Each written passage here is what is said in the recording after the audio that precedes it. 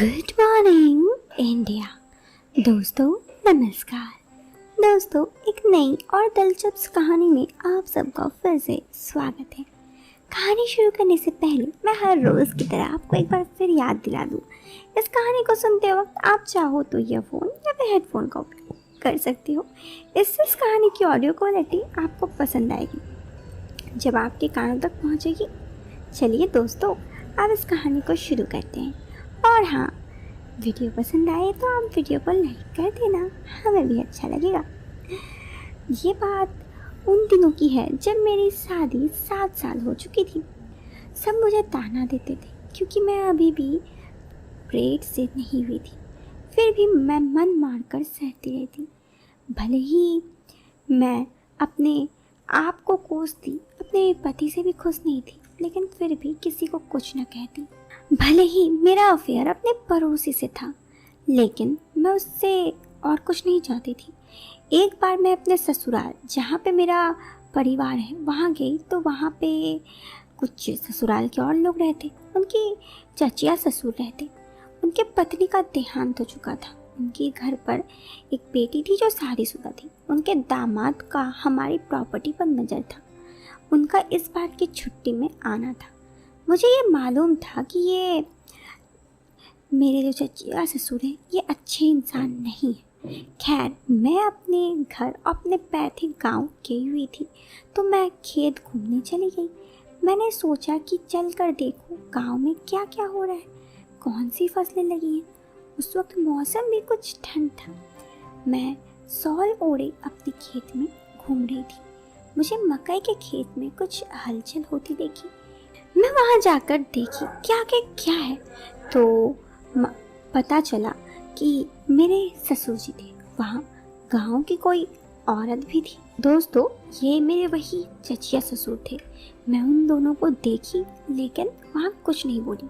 कुछ देर बाद मुझे लगा मुझे वहाँ से चले जाना चाहिए। मुझे देख वो औरत मेरे ससुर जी को कुछ शायद बोल रही थी, वही मेरे चचिया ससुर को। खैर, मैंने उन्हें कुछ नहीं बोला। शाम हुई तो सबने खाना खाया। रात को मैं सोने गई, मगर मुझे ठंड लग रहा था। अब कहाँ नींद आने वाली थी। ऐसा नज़ारा सब देखकर मेरा दिमाग में कुछ और ही चल रहा था। ऐसा पहली बार हुआ था। अगले दिन मैं घर वापस आ गई। अब मैं चाह रही थी कि मैं उनसे बात करूं। शायद ईश्वर को भी यही मंजूर था। इस दिन के लिए मेरा ज़्यादा इंतज़ार भी नहीं करना पड़ा। अगले ही हफ्ते चचेरा ससुर जी हमारे घर आए। वैसे तो वो हमेशा आते रहते, पर उस तरफ से कभी ख्याल नहीं आया। वो शाम को आए और मुझसे अपनी नज़रें नहीं मिला पा रहे थे। मैं भी कुछ नहीं बोली। मेरे पति घर पर थे। रात को कुछ यूँ हुआ कि मेरे पति महोदय ने उन्हें नींद आ रहा था, तो किसी बात पर मेरा उनसे काफ़ी लड़ाई हो गया मेरे पति से। मुझे 7 साल पहले की बात याद नहीं है, लेकिन लड़ाई हो रहा था। तो मैं भी ज़ोर ज़ोर से बोलने लगी ताकि ससुर जी को कमरे तक आवाज़ चली जाए और उनको मालूम पड़े कि मैं अपने पति के साथ बिल्कुल खुश नहीं हूँ। जैसे मैंने सोचा वैसे ही हुआ। ससुर जी हमारे कमरे की तरफ चले गए।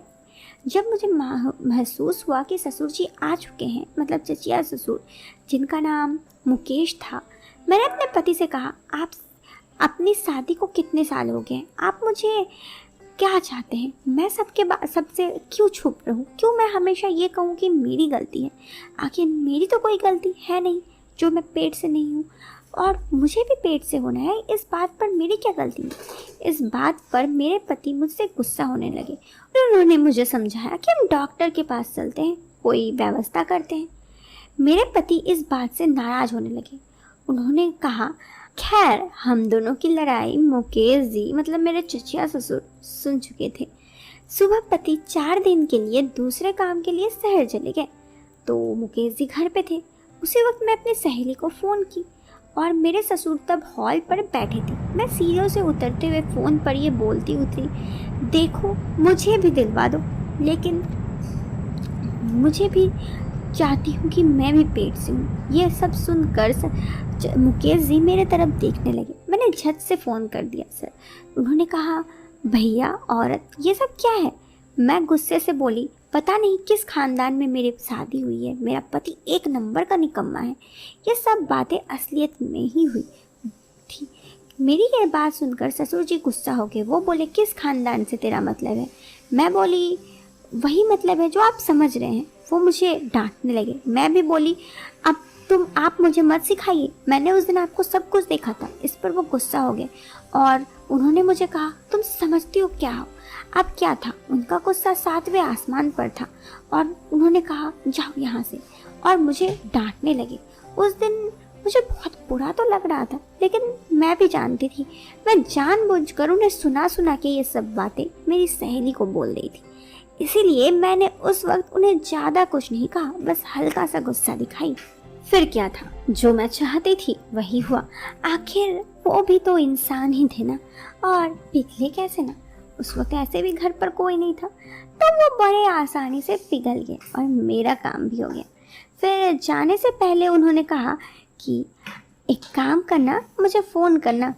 1 महीने बाद मैंने उन्हें खुशखबरी सुनाई तो वो यहाँ पे आए मिठाई लेके। मेरे पति भी बहुत खुश थे, आखिर मैं पेट से जो थी। खैर उसके बाद क्या, 9 महीने बाद की बात है, उन्होंने मुझे अपना आधा जायदाद मेरे नाम कर दिया। अब मेरे नाम तो हमारे नाम पहले भी आधी जायदाद थी और उनमें की भी आधी जायदाद मेरे नाम होगी। इससे मेरे ससुराल वाले भी काफ़ी खुश हो गए। तो दोस्तों, ये थी एक मेरी दास्तां। आपको कैसी लगी ज़रूर बताना कमेंट बॉक्स पर। वीडियो के पसंद आने पर आप इसे लाइक और चैनल पर पहली बार आए हैं तो सब्सक्राइब करें। मिलते हैं फिर एक नए वीडियो में एक नया इंटरेस्टिंग टॉपिक के साथ। तब तक के लिए